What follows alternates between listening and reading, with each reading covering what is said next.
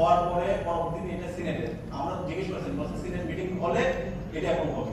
আজকে যখন সিনেটে আসলাম এখন আবার ব্লক সিনেটে।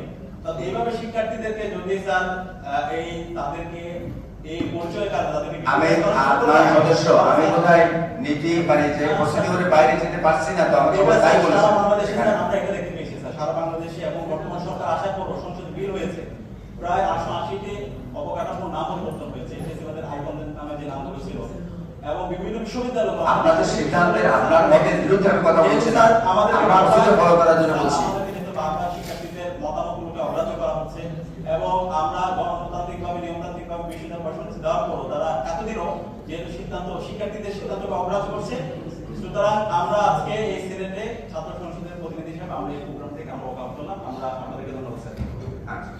ঠিক আছে, তাহলে আমরা যেটা চাই প্রস্তাব সমূহ অনুমোদন সাথে আপনারা ইতিপূর্বে যে সব লিখিত আকারে আমাদের নিকট পাঠিয়েছেন এবং আজকে অধিবেশন চলাকালীন গুরুত্বপূর্ণ যে প্রস্তাবগুলি আপনারা উত্থাপন করেছেন তা আমরা গ্রহণ করলাম।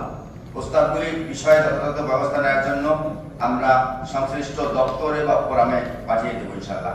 সো এছাড়া আপনারা লিখিত আকারে যে সব প্রশ্ন করেছেন সেগুলোর উত্তর দেওয়া হয়েছে। আমি মাননীয় সদস্যদের বলবো আপনারা ওয়াকআউট করবেন না, আমার জায়গায়